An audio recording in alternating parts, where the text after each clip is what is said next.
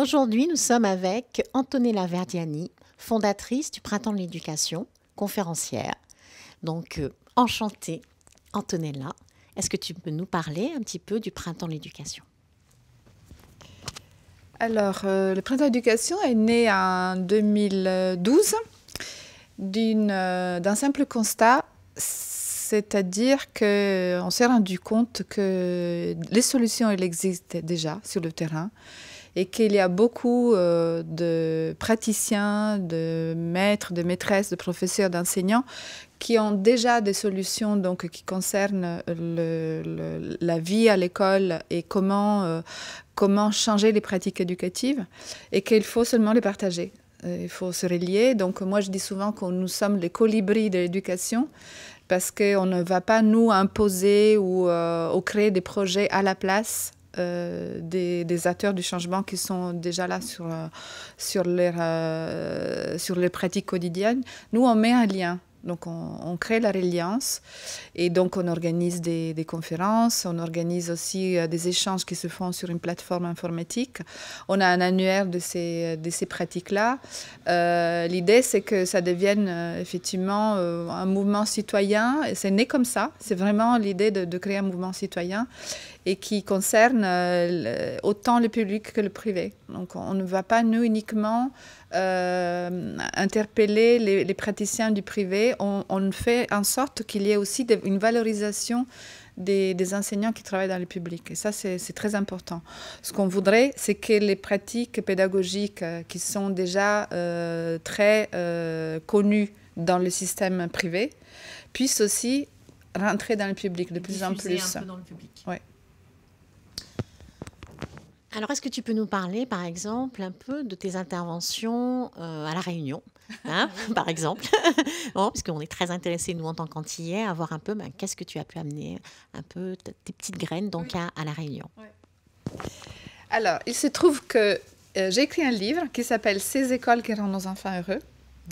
Et donc, ce livre a été lu par une chercheuse qui habite à l'île de La Réunion et qui a aussi une école nouvelle.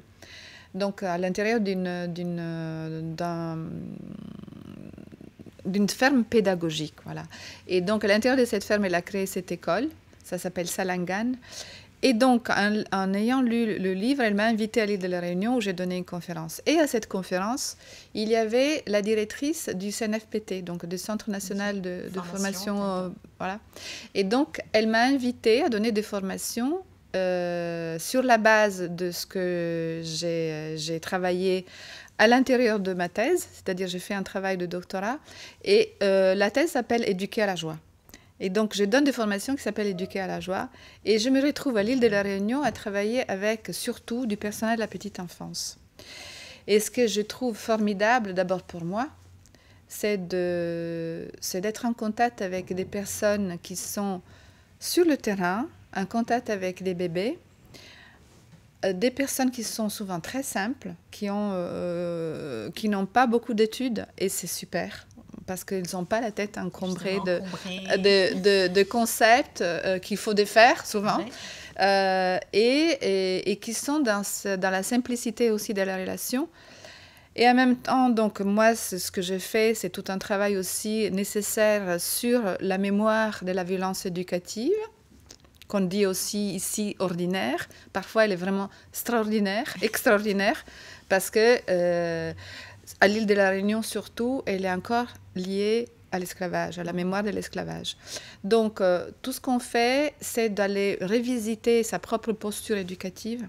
Moi, c'est ça vraiment l'approche que j'ai. Qui suis-je quand j'éduque? Qui suis-je dans la relation avec l'enfant? Et quelle a été mon histoire par rapport à ça? Et donc, comme je le dis souvent, ce n'est pas un travail de thérapie, mais on va toucher des endroits qui sont parfois douloureux et qu'on va... Nous, on propose, on dit nous parce que je co-anime hein, avec une autre personne qui travaille sur le corps. Donc, on propose d'aller voir et soigner ces endroits dans d'autres lieux qui sont thérapeutiques. Mais nous, on les met en lumière. Et puis, bien sûr, puisqu'il s'agit d'éduquer à la joie, on passe à la joie. Et là, on va toucher notre propre joie. Qu'est-ce qui fait que nous sommes en contact avec ce moteur de vie et de connaissance? C'est vraiment, nous sommes des êtres de joie. Vivants de joie. Ouais. Et qu'est-ce que tu as pu avoir justement comme retour? Puisque, Oui. comme tu as dit, il y a aussi un travail sur le corps, Oui. donc ce qui est un peu pas évident Non. finalement, hein, Du puisque tout. souvent aux Du tout. Antilles, finalement, on a l'air d'être très déliés, mais Oui. pas tant que ça. Exact. Ouais. Donc, qu'est-ce que tu as eu comme retour après ces formations, des personnes même Oui. C'est intéressant ce que tu me poses comme question, parce que donc, les retours, étant donné que ce sont des formations qui sont dans un cadre institutionnel, alors les gens ne payent pas. Donc souvent les gens toutes ces personnes-là, une grande quantité de femmes, on a des stages de 30 personnes avec un homme et 29 femmes, hein, c'est ça. Et on trouve que c'est sympa et en même temps ça serait bien qu'un jour les hommes se réveillent. Hein. Donc les retours qu'on a sont parfois des surprises parce que ce qu'on propose c'est d'aller vraiment faire un travail sur soi qui passe aussi par les émotions et par le corps. Et donc le corps, dans l'acte éducatif, il est le grand oublié. Donc on oublie qu'on a un corps.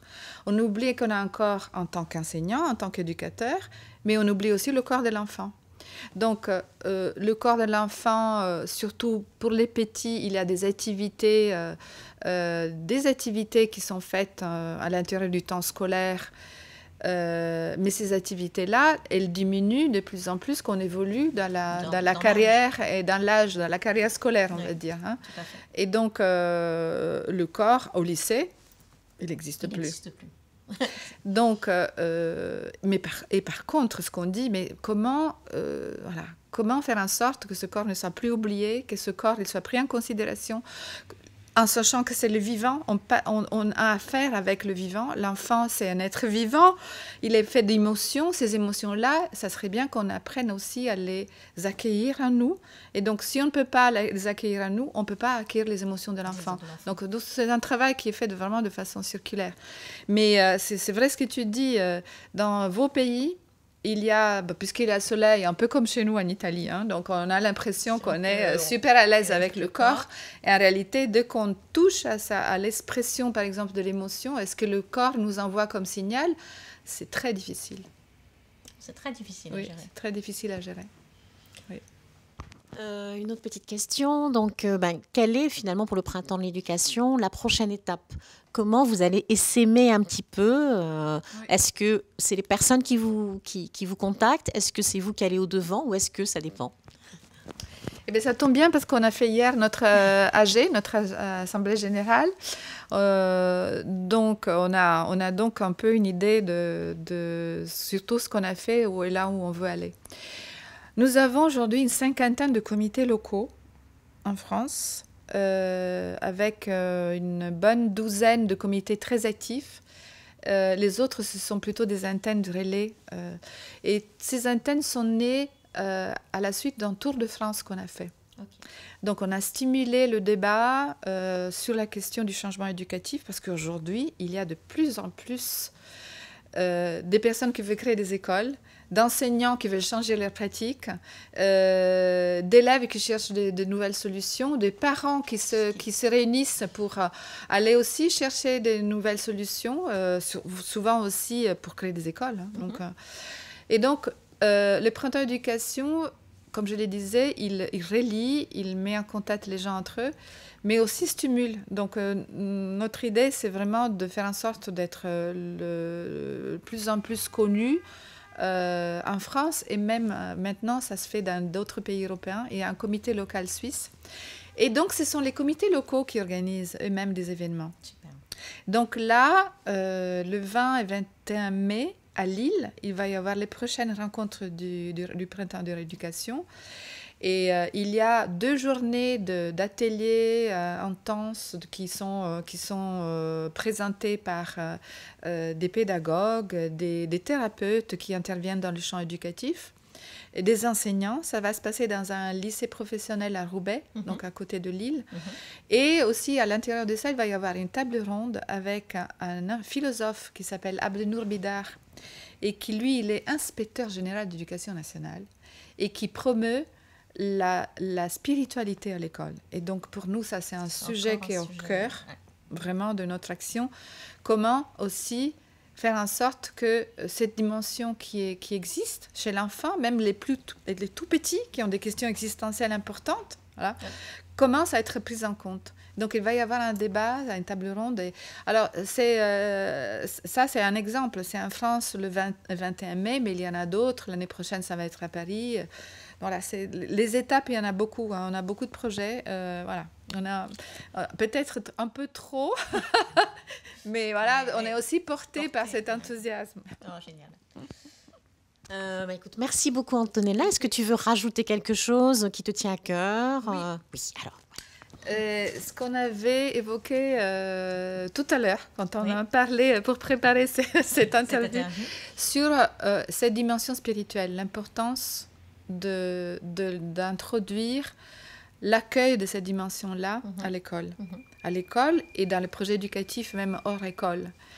Et moi, j'ai été très imprégnée par l'enseignement de Sri Aurobindo et de la mère, sa compagne spirituelle, qui, eux, dans les années 50, surtout elle, dans les années 50 et 60, dans l'ashram de Pondichéry, en Inde, avaient été la première à donner la place de cette dimension spirituelle, je ne parle pas religieuse, spirituelle, dans un contexte scolaire. Oui, voilà.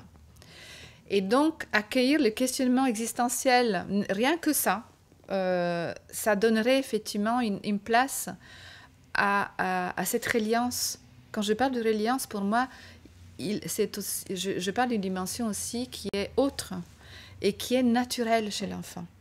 Il n'y a pas uniquement la dimension émotionnelle, il n'y a pas uniquement la dimension intellectuelle, il n'y a pas uniquement la dimension physique, il y a aussi une dimension spirituelle. Et il serait temps, pour une nouvelle humanité qui naît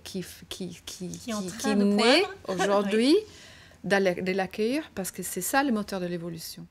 Tout à fait. Voilà. Merci. C'est avec ces mots magnifiques, n'est-ce pas, qu'on remercie Antonella. Voilà. Merci beaucoup.